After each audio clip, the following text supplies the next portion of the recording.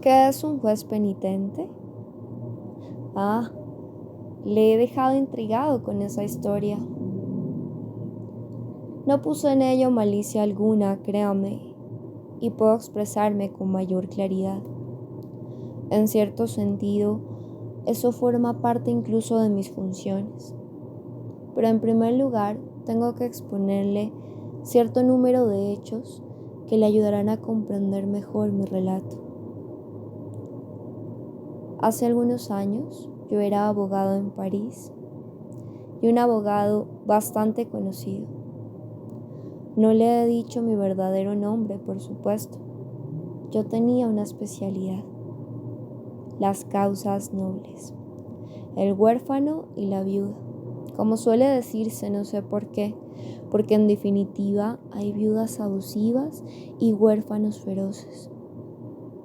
Sin embargo, me bastaba con barruntear sobre algún acusado el más mínimo olor a víctima para ponerme las puñetas y entrar en acción. ¿Y qué acción? Una tempestad. Yo tenía el corazón en la toga, de verdad. Se hubiera podido pensar que la justicia dormía conmigo todas las noches. Estoy seguro de que usted habría admirado la exactitud de mi tono, la precisión de mi emoción, la persuasión y el calor, la indignación controlada de mis alegatos. La naturaleza se portó bien conmigo en cuanto al físico. La actitud noble me viene sin ningún esfuerzo. Además, me apoyaba en dos sentimientos de lo más sincero: la satisfacción de encontrarme en el buen lado de la barra y un desprecio instintivo hacia los jueces en general. Quizá ese desprecio no fuera tan instintivo, después de todo. Ahora sé que tenía sus motivos. Pero visto desde fuera, se parecía más a una pasión. No se puede negar que al menos de momento se necesitan jueces, ¿no es así? Sin embargo, yo no alcanzaba a comprender que un hombre se destinara a ejercer esa sorprendente función. Como lo veía, lo admitía, pero algo así como aceptaba los saltamontes. Con la diferencia de que las invasiones de ese ortóptero nunca me han hecho ganar un céntimo, mientras que yo me ganaba la vida dialogando con gente a la que despreciaba. Pero en fin, yo estaba en el lado bueno y eso bastaba para la paz de mi conciencia. El sentimiento del derecho, la satisfacción de tener razón, la alegría de la propia estima, todo eso, mi querido caballero, son poderosos resortes que nos mantienen en pie o nos hacen avanzar. Si por el contrario usted priva a los hombres de eso, los transforma en perros espumarrajeantes. ¿Cuántos crímenes se han cometido simplemente porque su autor no podía soportar el hecho de hallarse en falta? En otros tiempos, conocí a un industrial que tenía una mujer perfecta, admirada de todos y a la que sin embargo a menudo engañaba.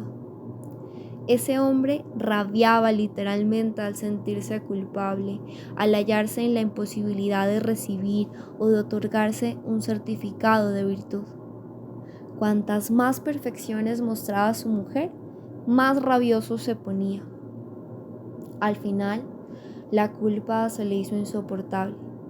¿Qué cree usted que pasó entonces? ¿Dejó de engañarla?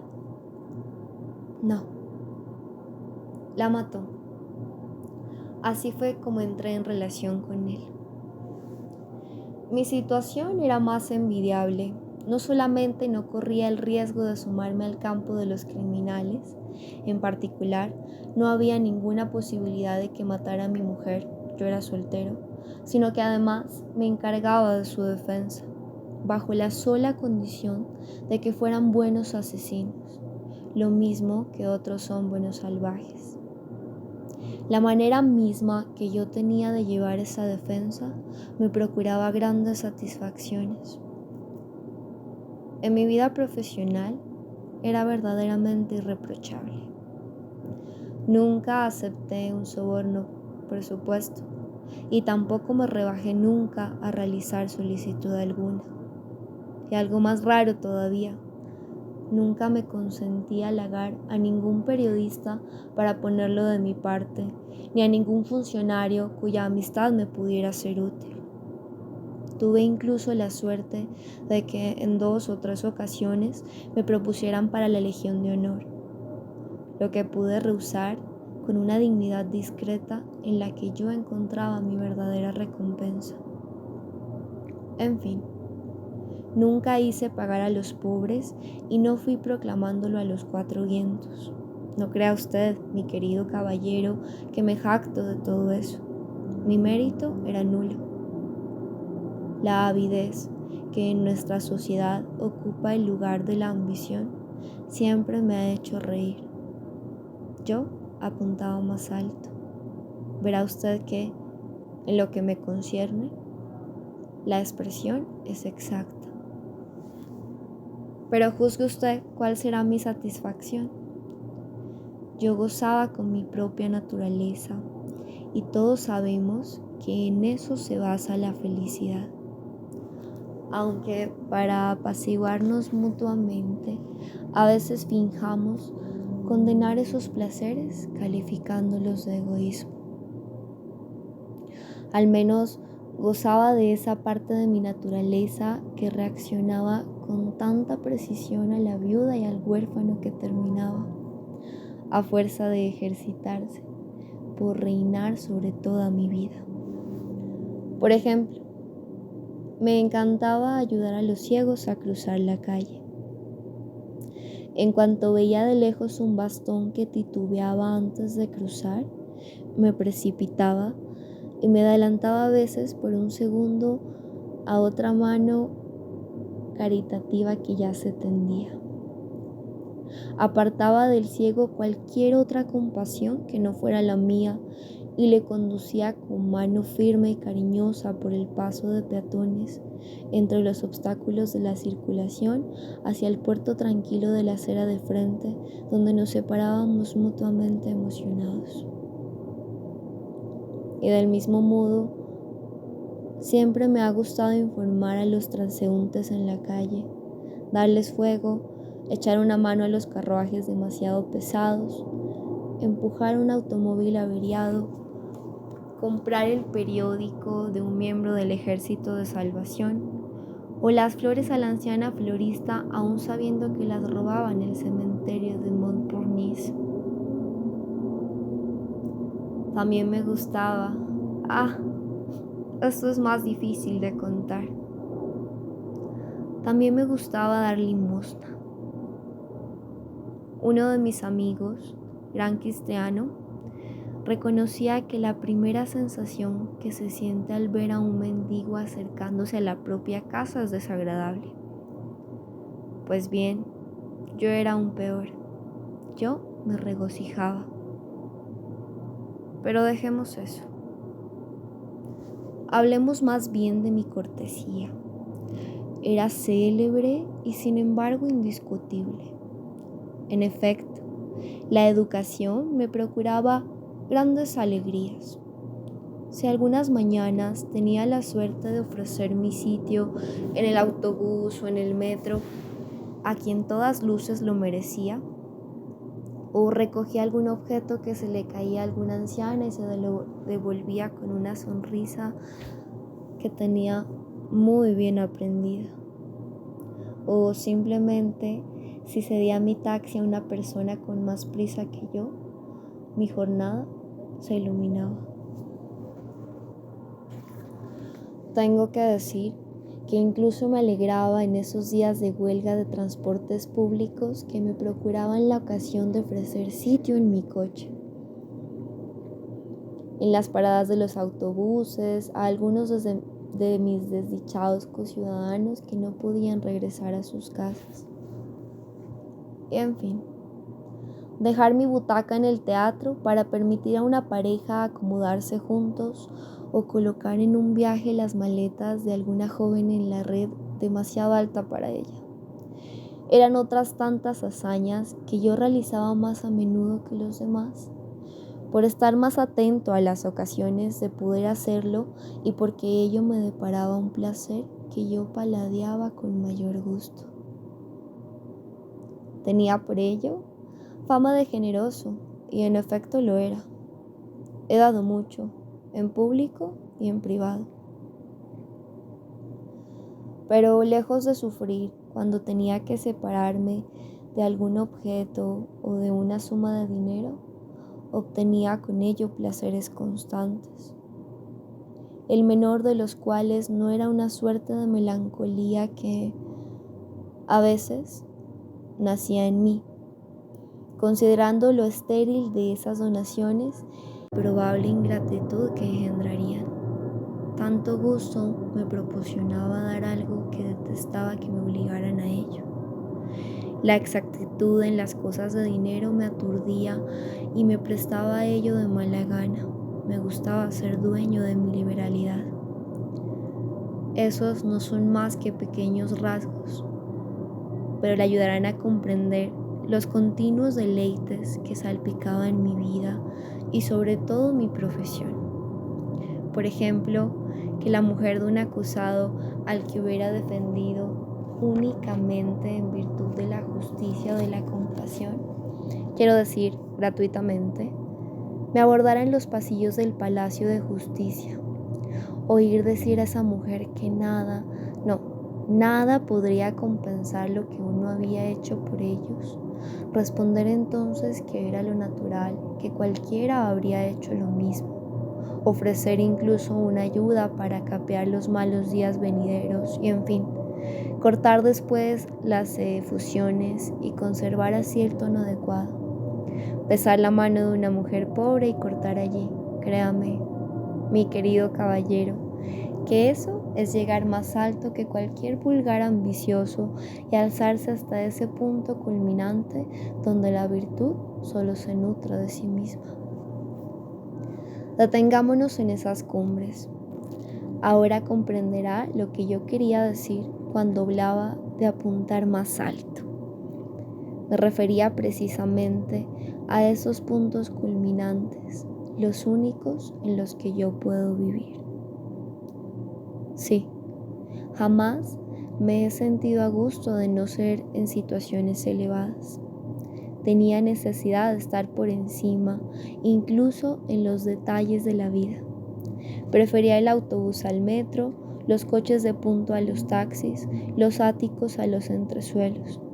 Además de aficionado a los aviones deportivos, donde se lleva la cabeza a cielo abierto, en los barcos yo era siempre el eterno paseante de las toldillas.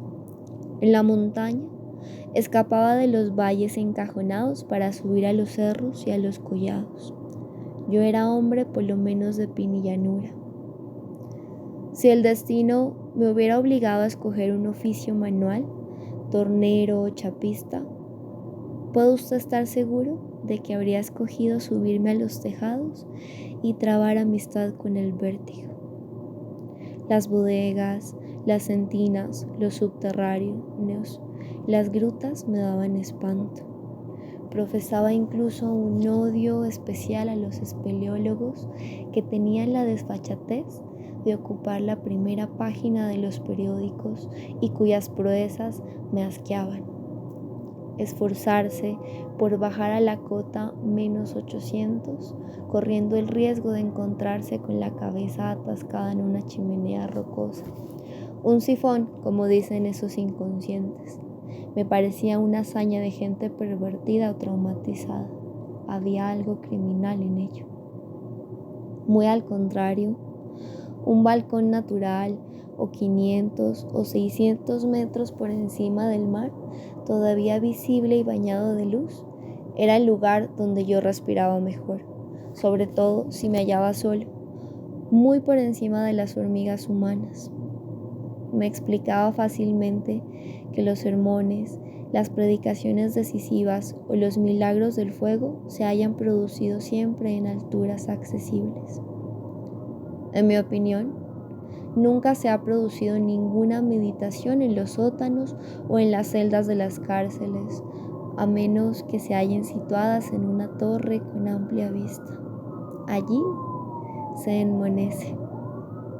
Y comprendería al hombre que después de haber entrado en alguna orden, colgara el hábito si su celda, en lugar de dar sobre el vasto paisaje que esperaba, diera sobre un muro. En lo que a mí respecta, puede estar usted seguro que no echaría raíces allí.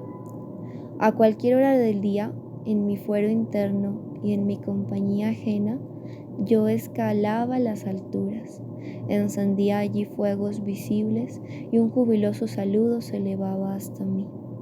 Al menos así era como yo disfrutaba de la vida y de mis propias excelencias. Afortunadamente, mi profesión satisfacía esa vocación por las cumbres. Me despojaba de cualquier amargura respecto a mi prójimo, a quien tenía agradecido sin jamás deberle yo nada.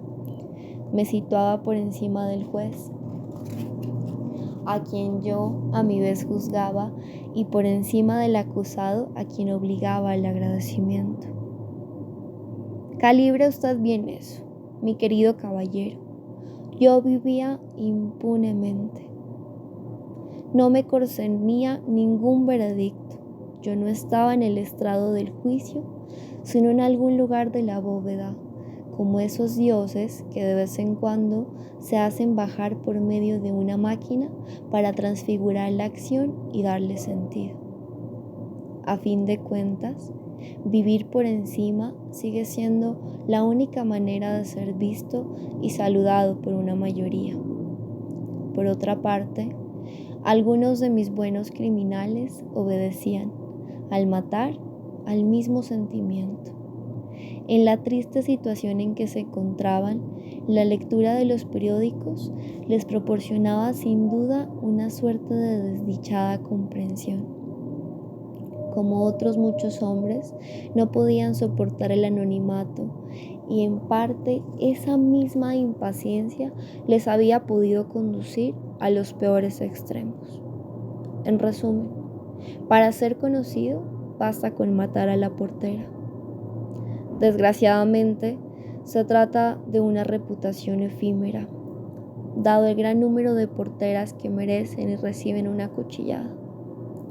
El crimen se halla continuamente en las candilejas del escenario, pero el criminal no aparece más que de forma fugitiva para ser sustituido al momento. Esos breves triunfos se pagan demasiado caro. Defender a nuestros desgraciados aspirantes a la fama se convertía, por el contrario, en ser verdaderamente conocido. Al mismo tiempo y en los mismos lugares, pero por medios más económicos. Eso me animaba también a desplegar meritorios esfuerzos para que pagaran lo menos posible. Lo que pagaban, lo pagaban un poco en mi lugar. La indignación, el talento, la emoción que yo invertía me desligaban a cambio de cualquier deuda con ellos. Los jueces castigaban, los acusados expiaban y yo, libre de cualquier deber, evitando tanto el juicio como la sensación, reinaba libremente en una luz edénica. En efecto, mi querido caballero, ¿qué otra cosa era el Edén sino eso? ¿La vida en directo? Así era la mía. Jamás he necesitado aprender a vivir. En ese aspecto, ya lo sabía todo al nacer. Hay gente cuyo problema reside en protegerse de los hombres, o al menos en arreglárselas con ellos. En lo que a mí refiere, el arreglo estaba hecho. Siempre me hallaba a gusto, cordial cuando era necesario, silencioso si era preciso, capaz de desenvoltura tanto como de gravedad. Grande era por ello mi popularidad e incontables mis éxitos sociales. Era agraciado de porte, era a la vez infatigable bailarín y erudito discreto. Llegaba a amar simultáneamente a las mujeres y a la justicia, lo que no es fácil. Practicaba los deportes y las bellas artes. Y en fin, aquí me detengo, para no hacerme sospechoso de complacencia a ojos suyos. Pero le ruego que imagine a un hombre en lo mejor de su vida, con perfecta salud, generosamente dotado, tan hábil en los ejercicios del cuerpo como en los de la inteligencia, ni pobre ni rico, de buen dormir y profundamente satisfecho de sí mismo sin mostrarlo de ningún modo, salvo por una feliz sociabilidad. Admitirá entonces que le hablé con toda modestia del éxito de una vida.